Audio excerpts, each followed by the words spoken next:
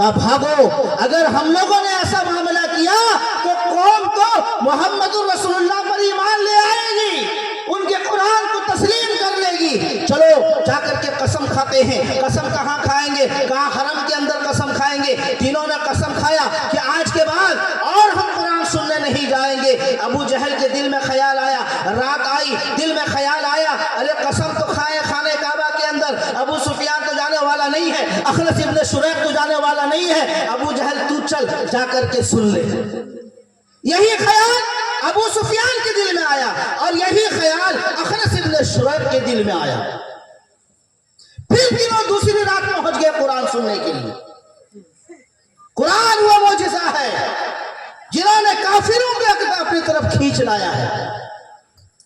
دوسرے دن پہنچے، پھر نیند لگ گئی، پھر سو گئے، پھر سورج طلوع ہوا، پھر بھاگے، پھر چوراہے پر ملاقات ہوئی، پھر سوال ہوا کہاں گئے تھے؟ کہا تم جہاں گئے تھے ہم وہی گئے تھے۔ کہا تم نے قسم کھائی تھی، قسم تم نے بھی کھایا تھا، قسم میں نے بھی کھایا تھا، سب نے قسمیں توڑی ہیں۔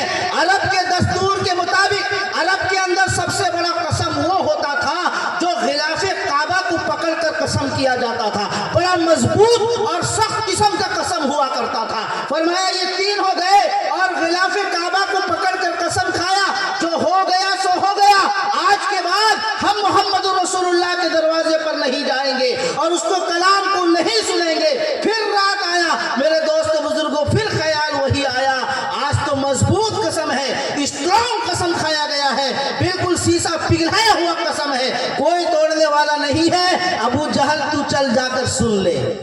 یہی خیال ابو سفیان کو آیا اور یہی خیال اخنس ابن شریق کو بھی آیا۔ میرے دوست بزرگوں، تیسرے دن بھی جا کر کے تینوں کے تینوں پہنچ گئے۔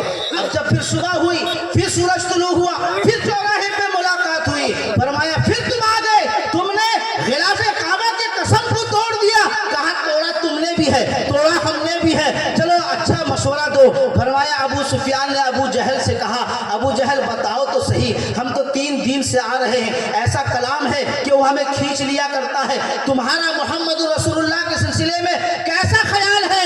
کہا ابو جہل نے کہا کہ محمد صلی اللہ علیہ وسلم اگر میرے خاندان میں ہوتے تو سب سے پہلے اس کلام کو سن کر کے ایمان لانے والوں میں ہی ہوتا۔ ابو سفیان نے اپنی رائے دی، کہا بالکل سچا اور برحق کتاب ہے، اللہ کا کلام ہے، میں اسے نبی تو مانتا ہوں لیکن قوم کے خوف سے میں اس پر اسلام قبول نہیں کر سکتا۔ اور یہی بات اخنس ابن شریق نے بھی کہا۔ میرے دوست بزرگوں، یہ کلام مقدس ایک ایسا کلام ہے جن کو کافر سنے تو وہ دیوانے ہو گئے۔ یہ کلام ایسا کلام ہے جس کی تلاوت رب کعبہ کرتا ہے، یہ کلام ایسا کلام ہے جس کی تلاوت جبریل کرتا ہے، یہ کلام ایسا کلام ہے جس کی تلاوت جناب محمد رسول اللہ صلی اللہ علیہ وسلم فرماتے ہیں۔ میرے دوست بزرگوں، جب کلام مقدس کا یہ حال ہے، جن طلبہ عزیز نے اس کلام کو اپنے سینے میں محفوظ کیا ہے، اس کا کیا مقام ہوگا، اس کا کیا مرتبہ ہوگا؟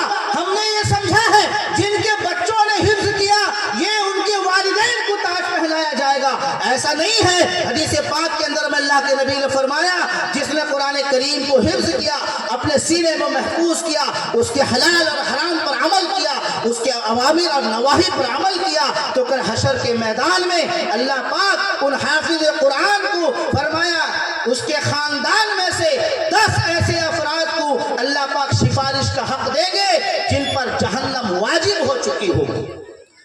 فرمایا حفاظ کرام کے ہر حافظ کے خاندان میں 10 افراد نہیں ہوتے۔